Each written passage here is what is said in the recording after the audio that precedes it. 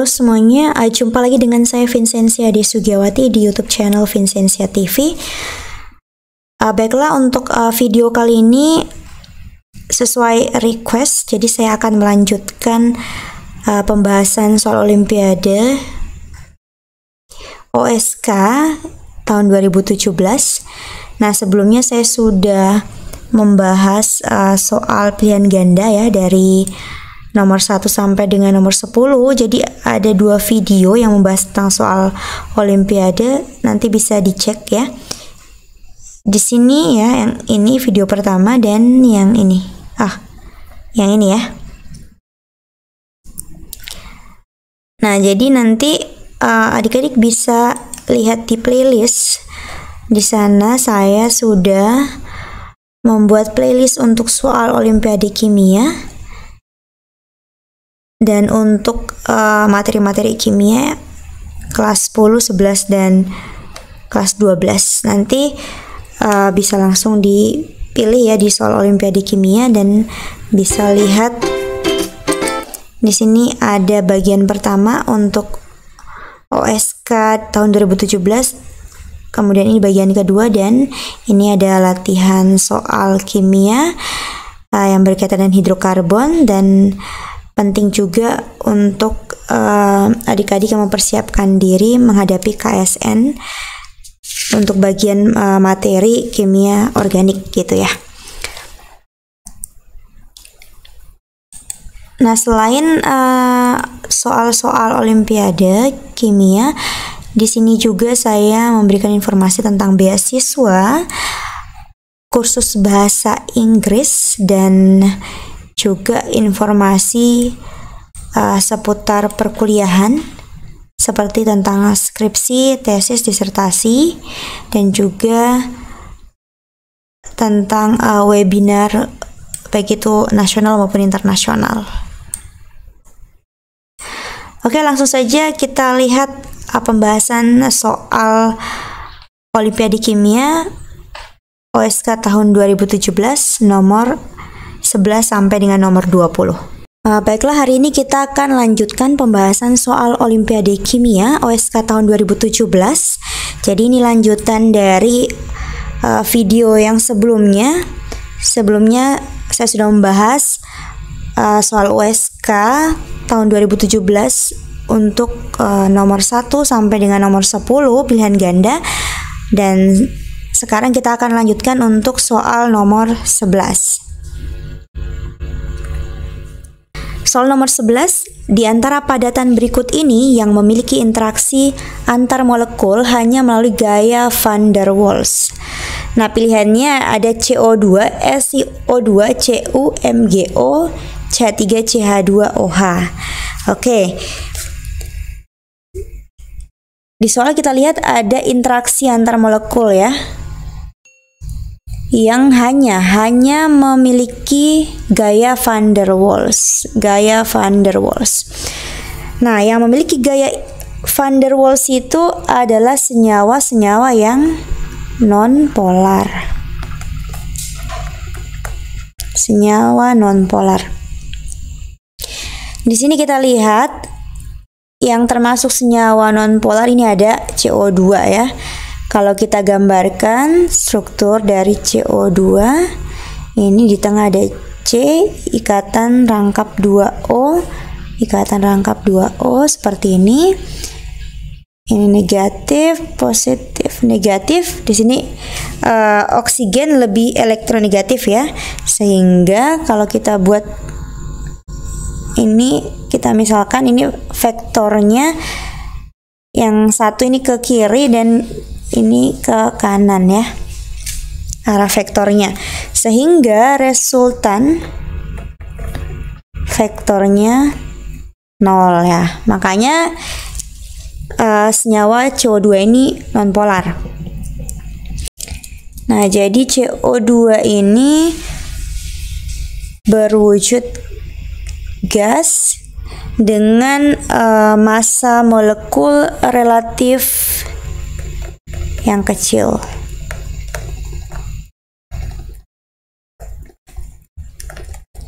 massa molekul relatif yang kecil sehingga gaya van der Waals antar molekulnya juga kecil. Bagaimana dengan SiO2? Jadi berbeda dengan molekul SiO2 ya. Kalau molekul SiO2 di alam, SiO2 ini akan berikatan dengan molekul SiO2 yang lain membentuk kerangka molekul yang besar. Jadi bukan hanya gaya antar molekul yang dimiliki, tapi antara SiO2 dengan molekul SiO2 nanti akan bentuk ikatan kovalen. Sehingga SiO2 sifatnya keras dan memiliki titik didih yang tinggi. Oke. Jadi untuk nomor 11 jawabannya adalah A, CO2.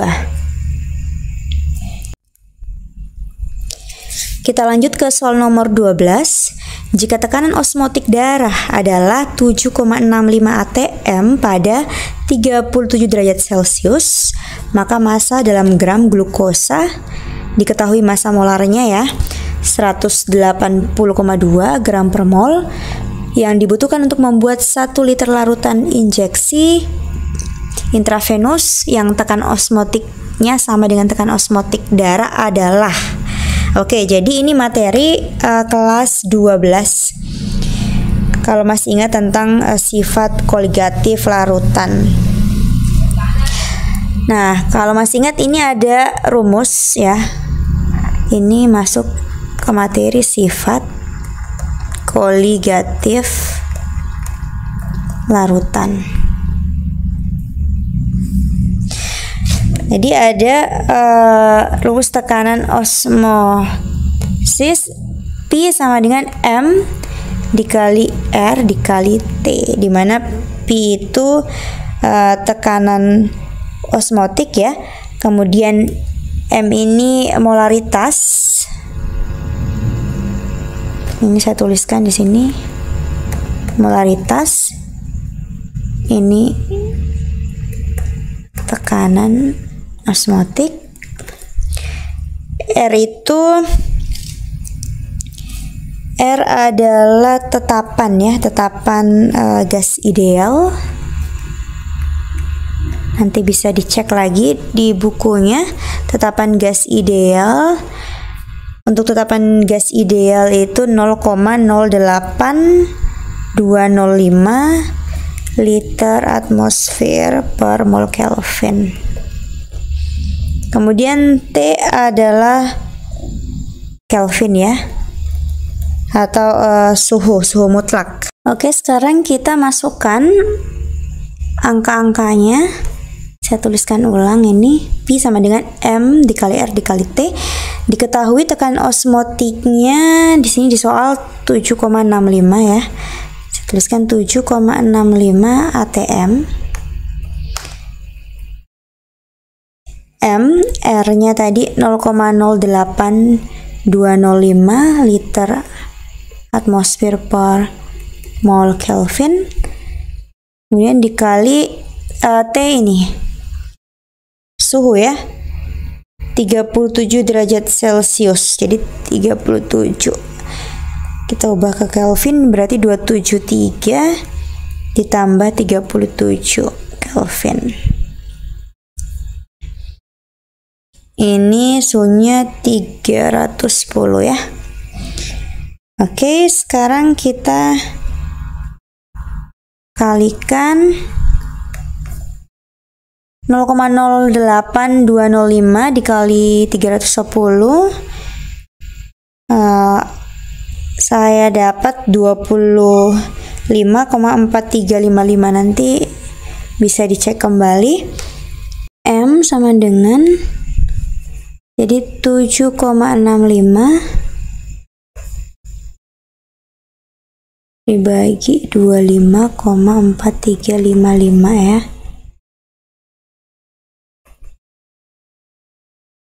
Oke, M-nya sama dengan 0,3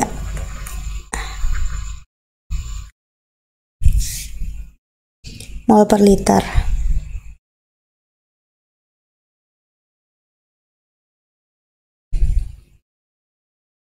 Nah, Kita sudah dapat angkanya ya. Kita sudah dapat untuk konsentrasi itu 0,3 mol per liter. Kemudian kita lihat selanjutnya untuk jumlah glukosa dalam liter, dalam 1 liter. Di sini yang dibutuhkan untuk membuat 1 liter larutan.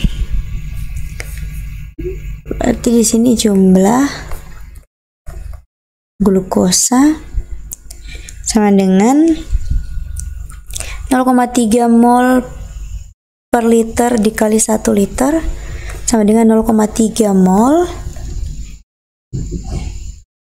Jadi dari sini kita sudah dapat molnya dan kita bisa menghitung masanya ya. Ditanyakan maka massa dalam gram. Nah, jadi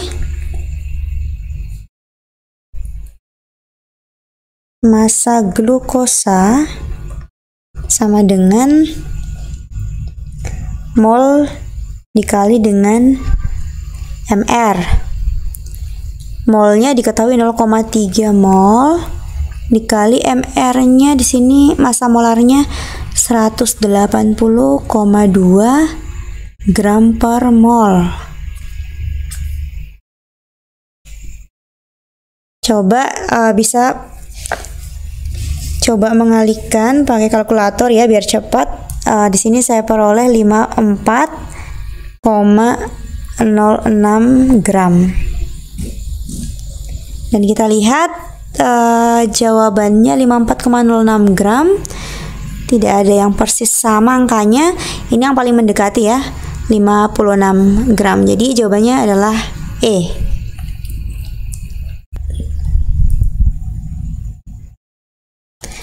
Jadi ini harus diingat ya untuk rumus mencari tekanan osmotik ya.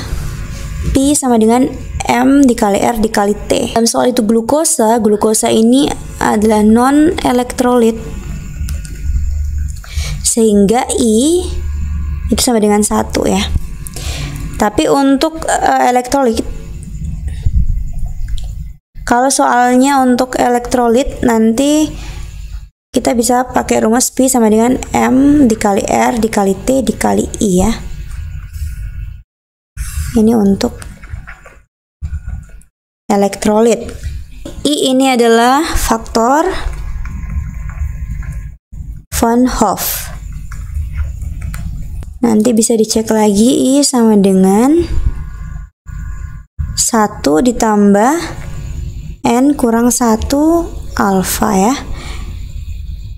N-nya ini jumlah ion dan alfa ini adalah derajat disosiasi. Oke. Kita lanjut ke soal nomor 13. Larutan aseton dibuat dengan cara melarutkan 0,5 mol aseton. P tekanannya diketahui 345 torr dalam 1 mol etanol, tekanan 59,8 torr pada 25 derajat Celcius. Fraksi mol aseton dalam fase uap di atas larutan tersebut adalah, nah ini juga materi kelas 12 ya. Masih tentang sifat koligatif larutan. Yang diketahui apa di sini? Diketahui ada mol ya, mol sama tekanan uap. Ada aseton dan etanol. Jadi keduanya ini mudah menguap ya. Mudah menguap. Kita lihat dulu untuk fraksi mol ya, fraksi mol aseton. Nah, kalau masih ingat ini ada rumus mencari fraksi mol aseton. Fraksi mol aseton itu mol aseton dibagi dengan mol etanol atau mol aseton ditambah mol etanol. Nah, Nah, yang ditanyakan di sini fraksi mol aseton dalam fase uap. Jadi berbeda ya. Kalau yang ini adalah fraksi mol aseton dalam cairan atau larutan.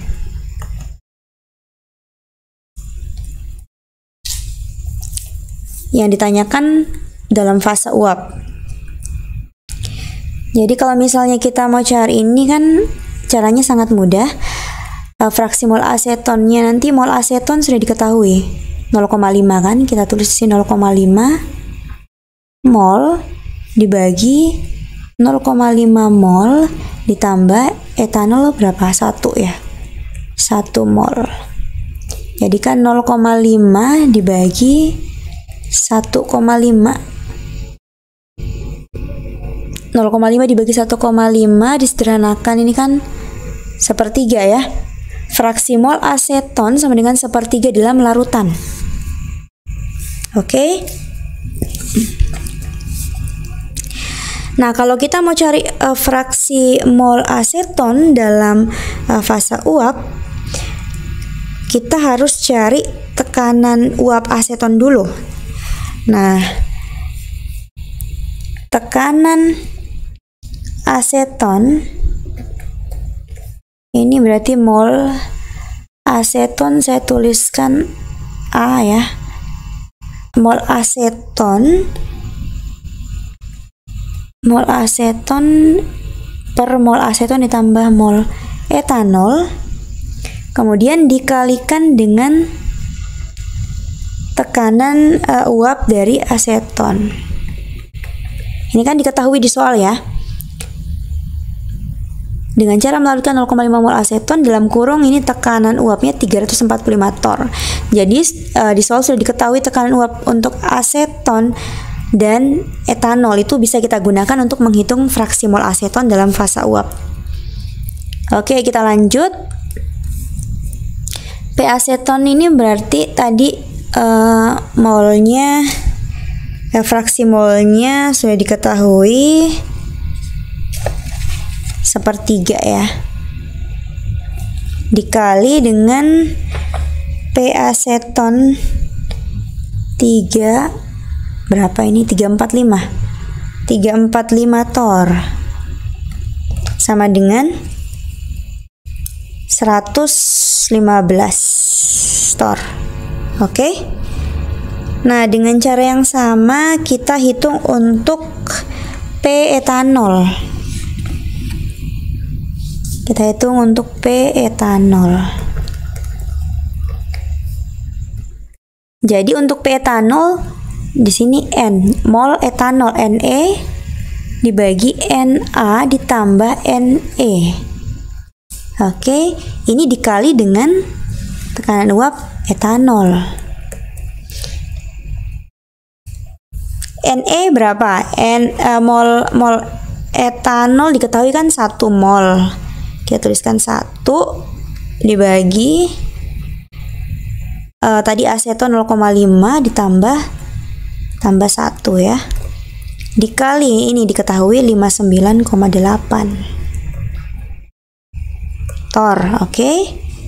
Sama dengan ini, kalau pakai kalkulator coba dicek lagi, itu hasilnya 39,87 torr. Oke.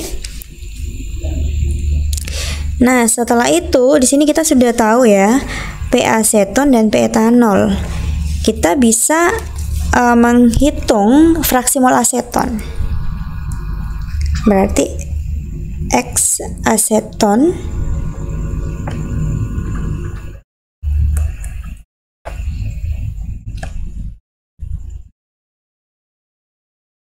sama dengan ini fase uap ya, sama dengan berarti P aseton dibagi dengan P aseton ditambah P etanol sama dengan 115 dibagi 115 ditambah 39,87 sama dengan 0,74. Jadi sekitar 0,74. Oke, jadi jawabannya adalah E ya, 0,74. Nah, caranya mudah. Jadi saya ulangi lagi, untuk fraksi mol ini bisa dicatat ya. Ini ada rumus untuk fraksi mol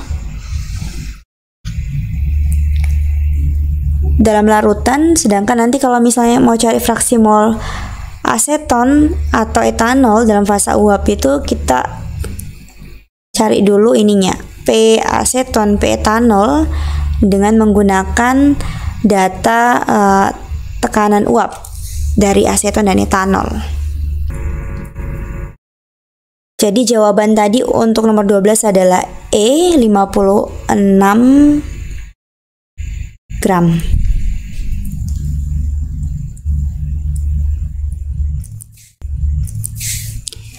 Kita lanjut ke soal nomor 14. Telah diketahui bahwa sifat koligatif suatu larutan ditentukan oleh jumlah partikel saat terlarut. Oke, ini materi kelas 12 lagi tentang sifat koligatif larutan. Jadi ada percobaan untuk menentukan tekanan uap jenuh dari keempat larutan. Nah, jadi ada 4 larutan, ada barium klorida BaCl2, ada MnSO4, ZnSO4, dan etilen glikol. Yang ditanyakan berdasarkan berkurangnya tekanan uap larutan, maka urutan yang paling tepat adalah, nah di sini kata kuncinya berkurangnya tekanan uap larutan. Berarti ini masuk ke materi penurunan tekanan uap ya.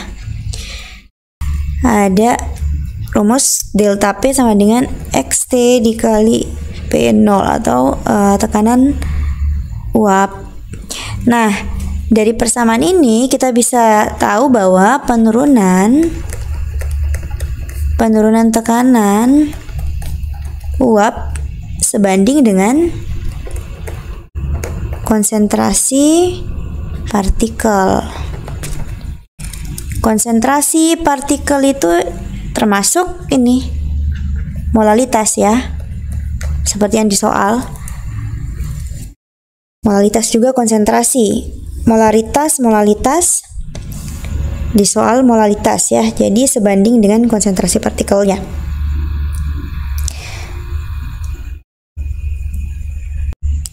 Nah, sekarang kita lihat satu persatu larutannya. Yang pertama ada BaCl2.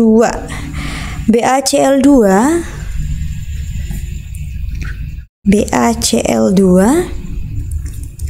Ba2 plus 2Cl minus. Jadi ada berapa partikel ionnya? Ada 3 ya. Ada 3 partikel ion. Oke. 3 partikel ion. Berarti di sini kita lihat molalitasnya 0,13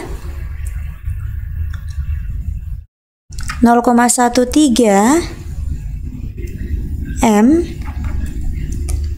dikali 3 ya, karena ada 3 partikel ion, sama dengan 0,39 molal. Oke, yang kedua MnSO4. Mn2 plus SO4 2 minus. Ada berapa partikel ion? Ada 2 partikel ion. Ada 2 partikel ion. Jadi di sini 0,22 M dikali 2 sama dengan 0,44 M.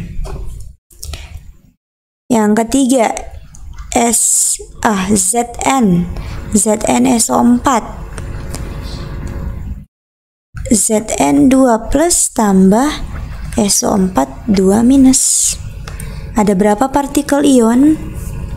ada 2 partikel ion. Sehingga di sini 0,24 M dikali 2 sama dengan 0,48 M. Yang keempat, 0,41 molal etilen glikol. Nah, ini non-elektrolit ya. Non-elektrolit tidak terion. Jadi di sini tetap 0,41 M molal. Oke. Nah, yang ditanyakan di sini berkurangnya tekanan uap larutan, urutan yang paling tepat. Jadi artinya tekanan uapnya itu kita urutkan dari yang besar ke yang terkecil. Oke. Nah, tekanan uap yang besar artinya penurunannya kecil ya, sedangkan yang kecil berarti penurunannya besar. Kita urutkan dari yang penurunannya kecil itu berkaitan dengan konsentrasi partikelnya tadi. Di sini yang konsentrasinya kecil ini berarti 0,39 molal. Yang pertama berarti ini dulu. Kemudian D ya, kemudian C dan D. Jadi jawaban yang benar adalah C, A, D, B, C. Jawaban yang benar adalah D, A, D, B, C.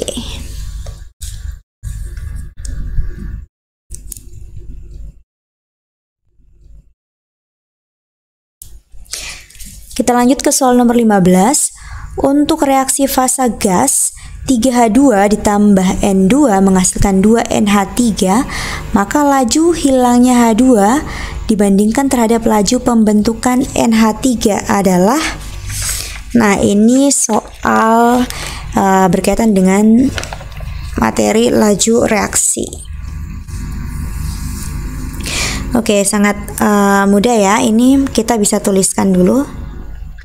3H2 N2 tambah N2 menghasilkan 2NH3. Oke, nah yang perlu kita ingat di sini adalah laju reaksi dapat diukur berdasarkan kecepatan menghilangnya atau berkurangnya reaktan, atau dapat diukur berdasarkan kecepatan munculnya atau bertambahnya produk. Jadi tadi berkurangnya atau hilangnya reaktan. Ini kan ada kata hilangnya, munculnya. Jadi bisa diukur dari berdasarkan menghilangnya ya. Hilangnya atau berkurangnya reaktan atau munculnya atau bertambahnya produk. Oke, seperti itu. Nah, kita bisa menuliskan perbandingan ya, perbandingan laju itu sama dengan perbandingan koefisien. Itu sudah kita pelajari ya di kelas 11. Sekarang kalau kita lihat reaksi ada 3H2 ditambah N2 menghasilkan 2NH3. Ini cara mudahnya kita lihat. Kalau yang kita mau bandingkan adalah laju hilangnya H2 dibandingkan terhadap laju pembentukannya NH3.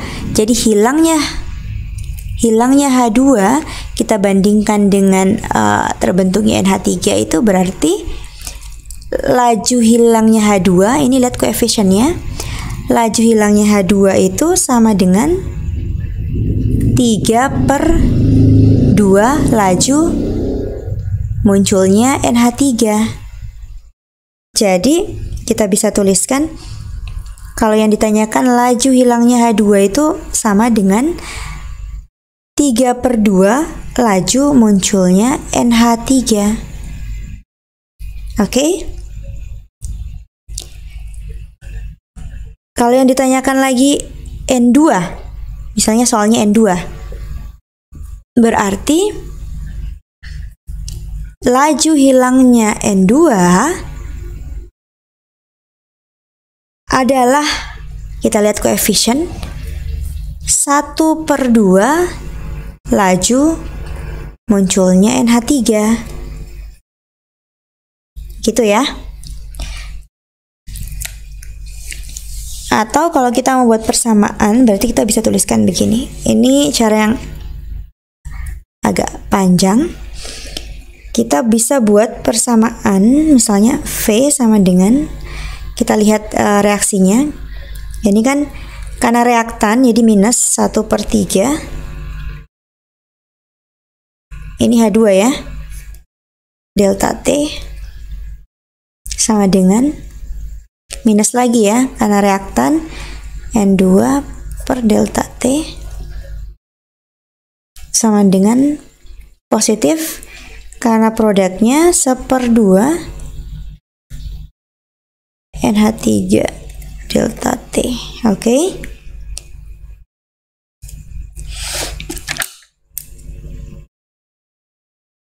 Kemudian di sini kalau kita mau bandingkan yang ini dengan yang ini,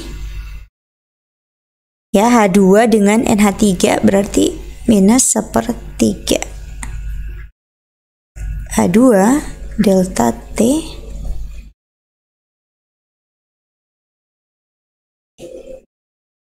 plus 1/2 NH3 delta T. Oke. Di sini jadi laju hilangnya H2 sama dengan, ini kan tadinya 1/3 ya, jadi 1. Ini kita kalikan 3 ya. Jadi di ruas yang kanan, di sebelah kanan juga harus kita kalikan 3 di sini, berarti plus 1/2 kali 3. 3/2 NH3 delta T. Oke. Nah, jadi jawabannya adalah C ya. Ini ya. Laju hilangnya H2 adalah 3/2 laju munculnya NH3. Baiklah, sekarang kita lanjut ke soal nomor 16. Dalam suatu ruang tertutup pada suhu tertentu terdapat 0,02 mol gas N2, 0,06 mol gas H2, dan 0,05 mol gas NH3 dalam keadaan setimbang.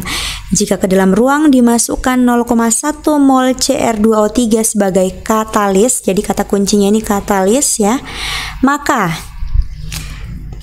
nah, apa yang terjadi dengan penambahan katalis? Ini ada di materi kesetimbangan. Oke, apakah penambahan katalis akan menggeser kesetimbangan? Jawabannya tidak, karena peran katalis di sini hanya untuk mempercepat tercapainya kesetimbangan, sehingga tidak mempengaruhi susunan kesetimbangan ya. Jadi tidak ada pergeseran. Katalis hanya berperan untuk mempercepat reaksi. Oke. Nah, sekarang kita lihat pilihannya. Jumlah mol N2 menjadi kurang dari 0,02, salah ya. B, jumlah mol NH3 menjadi 0,06 mol, salah. Kesetimbangan bergeser, apakah bergeser? Tidak. Harga kesetimbangan K menjadi lebih besar? Tidak juga. Nah, jadi yang benar adalah E, susunan kesetimbangan tidak berubah.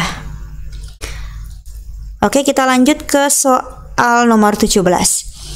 Pada temperatur tetap, perbandingan konsentrasi gas-gas SO2 dan SO3 dalam kesetimbangan reaksi. Jadi ada reaksi yang sudah diketahui, 2SO2 gas ditambah O2 gas menghasilkan 2SO3 gas. Ini materi kesetimbangan juga.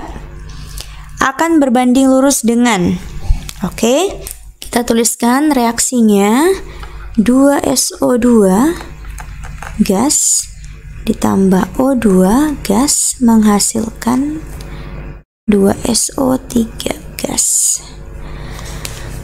Nah, nanti kita akan tuliskan K-nya. Tetapan kesetimbangannya K sama dengan, masih ingat kan ya, ini berarti konsentrasi dari produknya SO3 pangkat 2. Kenapa pangkat 2? Karena di sini koefisiennya 2. Kita bagi dengan reaktannya. Reaktannya apa? Ada SO2 dan O2. Kita tuliskan di sini konsentrasi SO2 dan konsentrasi O2. Kita tambahkan koefisien, berarti di sini pangkat 2, O2 1 ya, karena koefisiennya 1 tidak dituliskan. Oke. Setelah itu kita bisa menuliskan K dikali O2, konsentrasi O2 sama dengan SO3 pangkat 2 dibagi SO2 pangkat 2. Oke ya. Nah, kenapa kita kali K dikali konsentrasi O2? Karena ingat, di sini kita ya mau cari perbandingan konsentrasi gas-gas SO2 sama SO3. Jadi targetnya ini kita mau cari SO2 per SO3 ya, kita mau cari ini ya.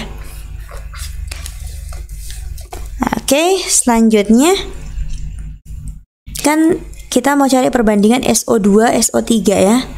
Nah, sedangkan di sini SO3 per SO2, supaya kita bisa balik di sini SO2 per SO3, ini harus kita tulis seper K O2 ya. Di sini kita bisa balik jadi SO2 pangkat 2 per SO3 pangkat 2 gitu ya. Setelah itu kita selanjutnya mau hilangkan ini pangkatnya. Ya, kita mau hilangkan, jadi di sini 1 per K O2, di sini pangkat 1/2. Kenapa pangkat 1/2? Jadi ini kan sama seperti ini.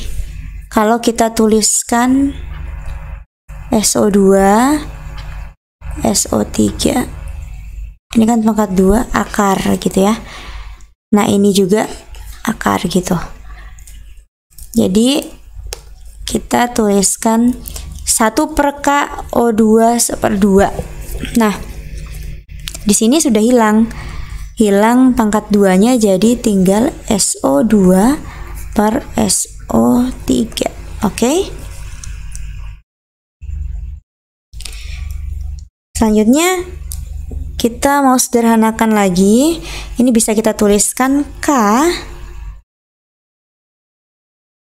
O2 ini per minus ya, karena ini kita ubah dari 1 per menjadi K, jadi minus 1/2 sama dengan SO2 per SO3. Jadi di sini perbandingan konsentrasi gas-gas SO2 berbanding SO3 dalam kesetimbangan reaksi bla bla bla akan berbanding lurus dengan O2 pangkatnya minus 1/2 sama dengan SO2 dibagi SO3. SO2 dibagi SO3. Oke, jadi jawaban yang tepat adalah, kita lihat yang sama, B ya. O2 pangkat minus 1/2.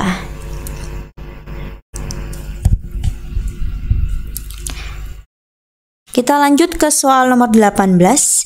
Jika Anda mencampurkan natrium hidroksida itu NaOH dan asam asetat CH3CO2H dalam jumlah molar yang sama, maka spesi utama yang terdapat dalam larutan yang dihasilkan adalah, jadi kita cari tahu nih spesi apa saja yang dihasilkan dari pencampuran NaOH dan CH3CO2H. Oke, kita tuliskan reaksinya. Kita punya NaOH, kita campurkan dengan CH3CO2H atau asam asetat. Kita akan menghasilkan CH3CO2Na dan H2O ya. Secara sederhananya kita bisa langsung tuliskan seperti ini. Nah, spesi yang ada adalah ini ya, CH3CO2Na dan H2O. Nah, CH3CO2Na ini ada dalam bentuk ion, sehingga kita uraikan jadi CH3CO2Na minus dan Na plus. Oke. CH3CO2, di sini harusnya CH3CO2 minus ya, dan Na plus. Nah, spesi apa lagi selain CH3CO2 dan Na plus? CH3CO2 ini, CH3CO2 minus ini bisa terhidrolisis ya, bisa bereaksi dengan air menghasilkan CH3CO2H dan OH minus ya. Jadi kalau kita lihat nilai Ka-nya itu kecil ya, kurang dari 1, sehingga sebenarnya tidak semua asam asetatnya itu terurai dan bereaksi dengan NaOH-nya. Oke, jadi untuk soal nomor 18 ini, spesi yang terdapat dalam larutan itu ada CH3CO2 minus, Na plus, CH3CO2H dan OH minus.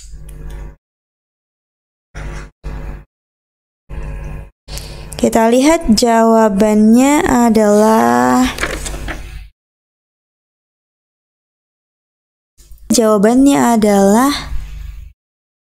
E. Ada Na plus, ada CH3CO2 minus, ada CH3CO2H, ada OH, dan tadi ini ada H2O. Jadi untuk nomor 18 jawaban yang tepat adalah E.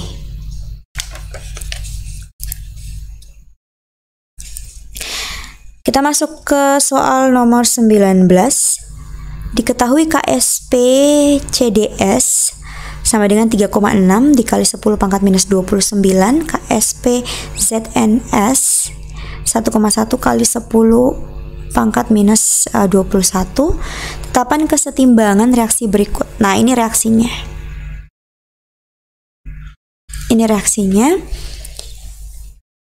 Berarti kita bisa tuliskan seperti ini, KSP CDS. Jadi kalau CDS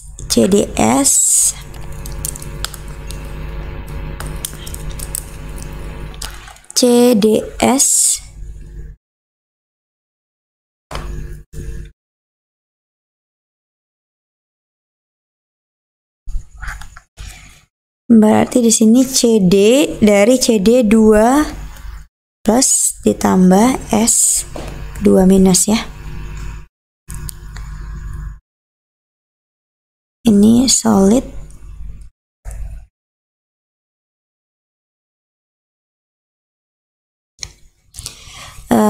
kemudian ini di sini KSP 3,6 dikali 10 pangkat minus 29. Sedangkan untuk ZNS itu ZN2 plus ditambah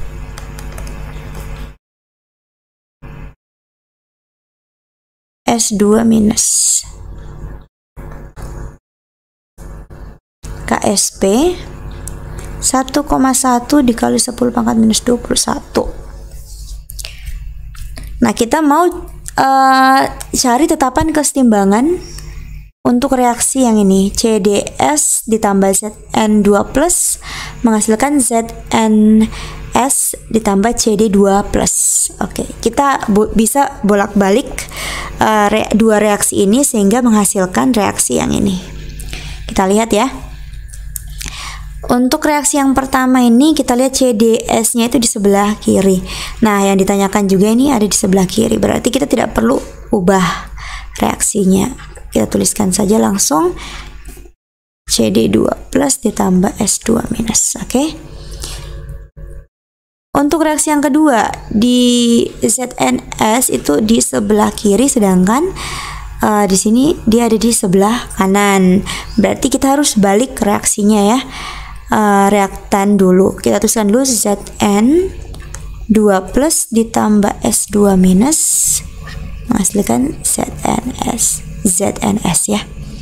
Di sini KSP 3,6 kali 10 pangkat minus 29. Di sini KSP ini berarti karena tadi reaksinya kita balik, jadi ininya jadi kita balik juga ya.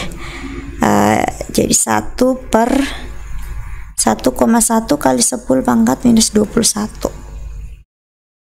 Jadi 1 per KSP jadinya ya, karena reaksinya kita balik. Oke, sekarang kita cari tetapan kesetimbangan. K sama dengan KSP dari CDS dikali 1 per KSP dari ZNS sama dengan 3,6 dikali 10 pangkat minus 29 dikali 1 per 1,1 dikali 10 pangkat minus 21. Nanti supaya cepat bisa menggunakan kalkulator, dan dari hasil perhitungan saya peroleh nilai tetapan kesetimbangan itu sekitar 3,3 kali 10 pangkat minus 8. Nah, jadi untuk soal nomor 19 jawaban yang tepat adalah A, 3,3 kali 10 pangkat minus 8.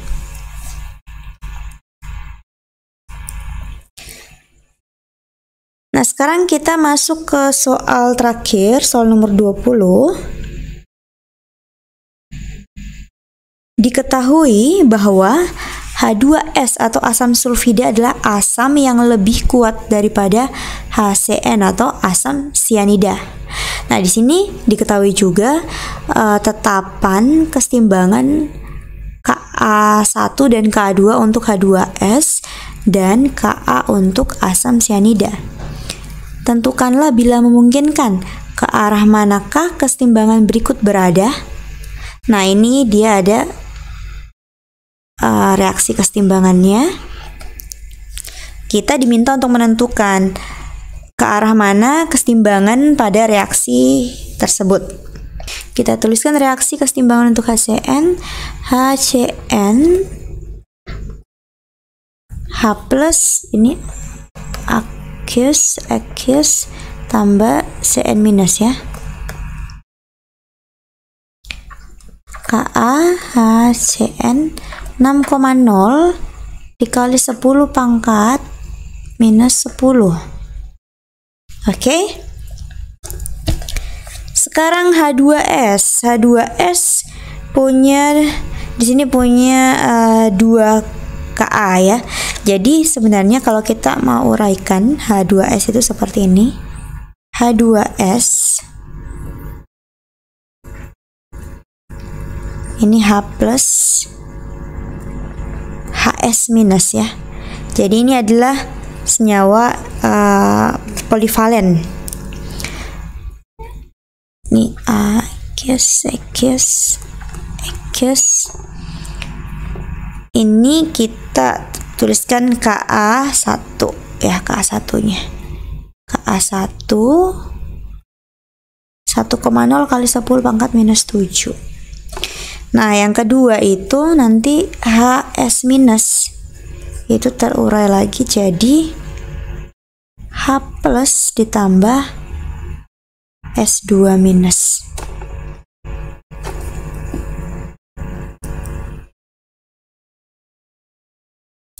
Nah, di sini dia Ka2. 1,3 dikali 10 pangkat minus 13. Nah, kalau kita lihat perbandingan dari dua Ka ini, Ka1 dan Ka2 untuk H2S itu sangat besar ya. Sehingga hasil ionisasi keduanya yang menghasilkan H+ dapat diabaikan. Jadi H+-nya itu hanya diperoleh dari ionisasi yang pertama. Jadi kita bisa menggunakan Ka1 saja gitu ya. Kita bisa pakai Ka1 saja di situ. Sehingga kalau kita tuliskan reaksi tadi kan HCN tambah HS minus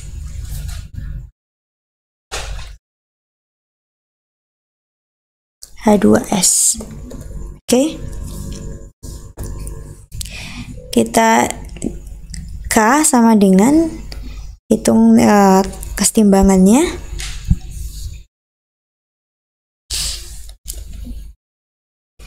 Kita lihat untuk HCN-nya ini sebelah kiri, ini juga sebelah kiri.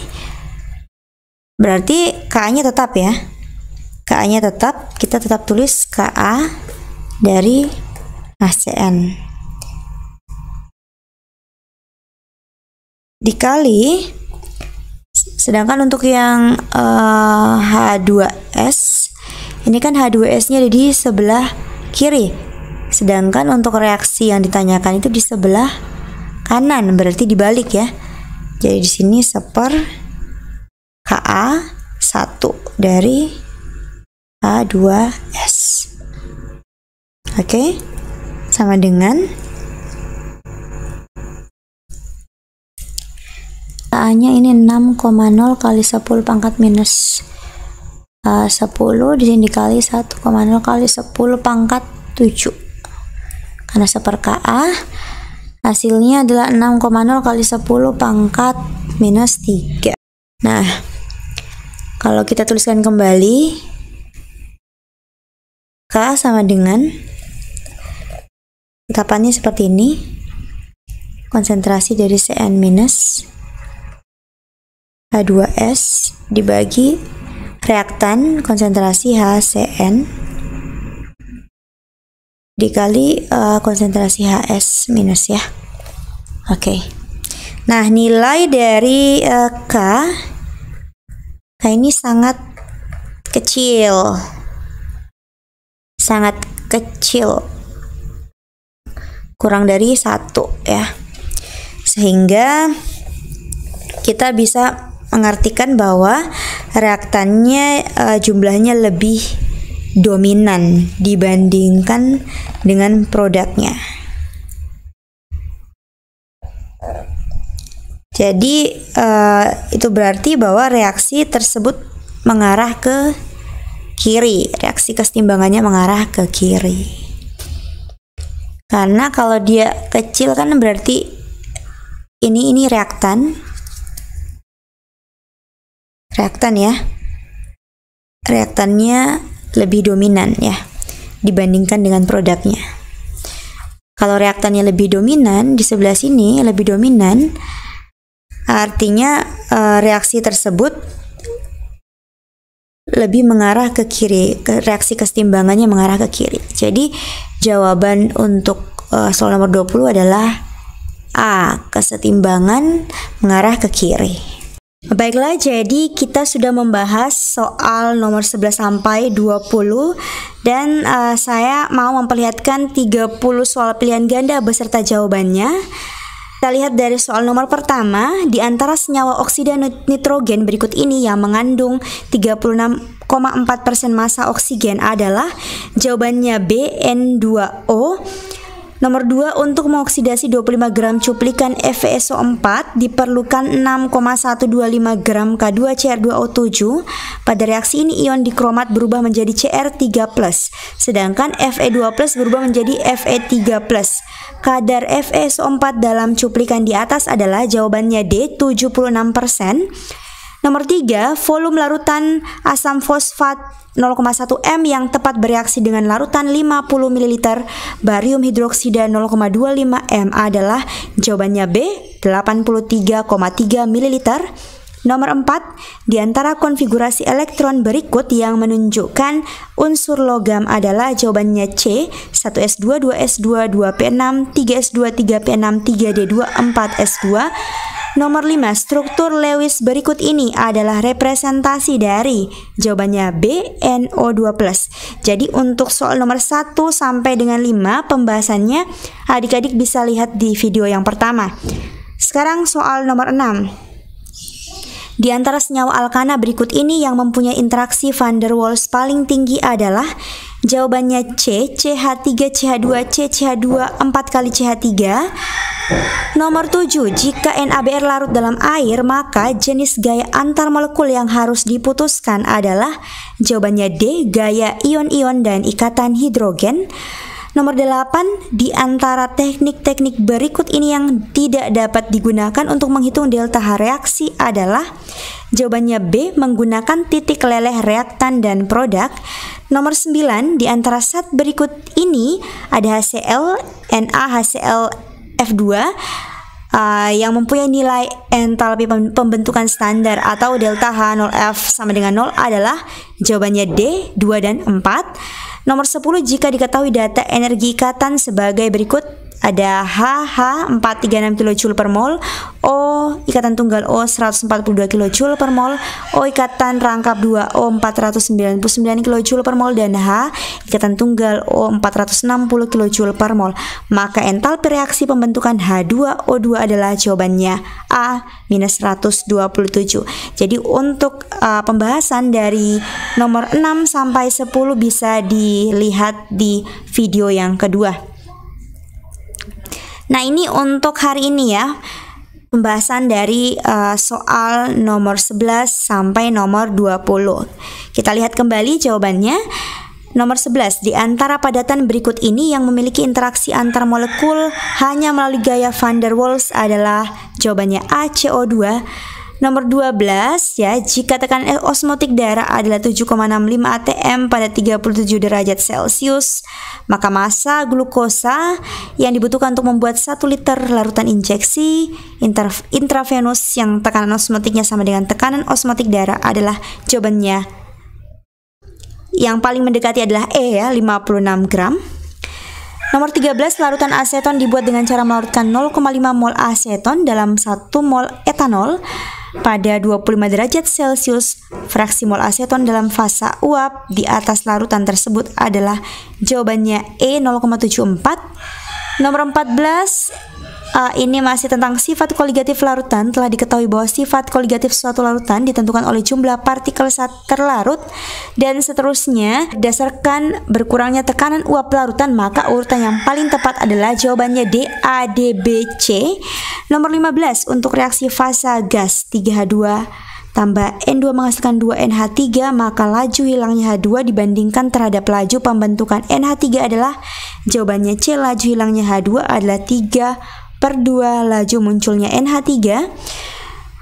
Nomor 16, ya, dalam suatu ruang tertutup pada suhu tertentu terdapat 0,02 mol gas N2, 0,06 mol gas H2 dan 0,05 mol gas NH3 dalam keadaan setimbang.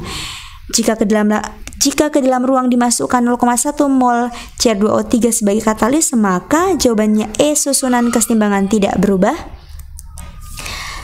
Nomor 17, pada temperatur tetap perbandingan konsentrasi gas-gas SO2 berbanding SO3 dalam kesetimbangan reaksi akan berbanding lurus dengan jawabannya B, O2 pangkat minus 1/2.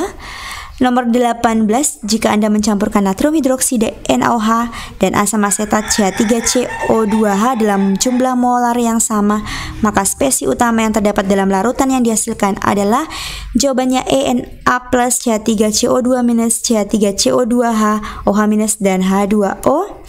Nomor 19 ya, diketahui KSP CDS dan KSP ZNS, maka tetapan kesetimbangan reaksi adalah jawabannya A 3,3 kali 10 pangkat minus 8, dan yang terakhir nomor 20 diketahui bahwa H2S adalah asam yang lebih kuat daripada HCN. Nah, tentukanlah bila memungkinkan ke arah manakah kesetimbangan berikut berada. Jawabannya adalah A, kesetimbangan mengarah ke kiri. Oke, itu tadi ya 11 sampai 20 ada di video yang sekarang ini, jadi bisa kembali dilihat pembahasannya. Dan untuk video selanjutnya akan saya bahas dari nomor 21 sampai 30. Mungkin adik-adik mau lihat soalnya, ini soalnya nomor 21. Nanti bisa coba dikerjakan di rumah. Jawabannya B, asam benzoat Ka 6,5 kali 10 pangkat minus 5. Nomor 22 jawabannya C, reduksi klor. 23 jawabannya C, plus 2,26 volt. 24 jawabannya E, H2CO, CH3CO2H, CH3CH2OH.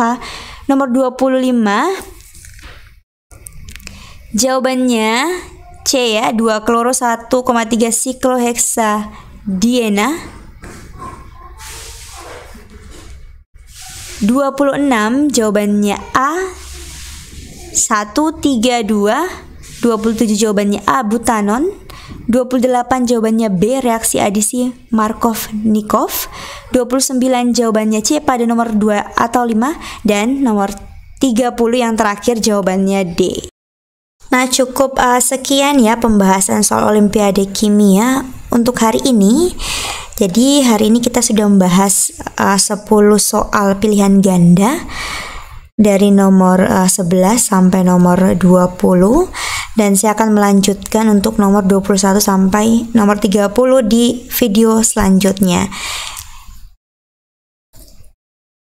Jadi untuk teman-teman yang punya pertanyaan bisa langsung mengirimkan pertanyaannya melalui email di vincentia.tv@gmail.com atau melalui media sosial seperti Instagram, Facebook, dan Twitter. Terima kasih yang sudah menonton video ini, semoga bermanfaat dan sampai jumpa di video selanjutnya.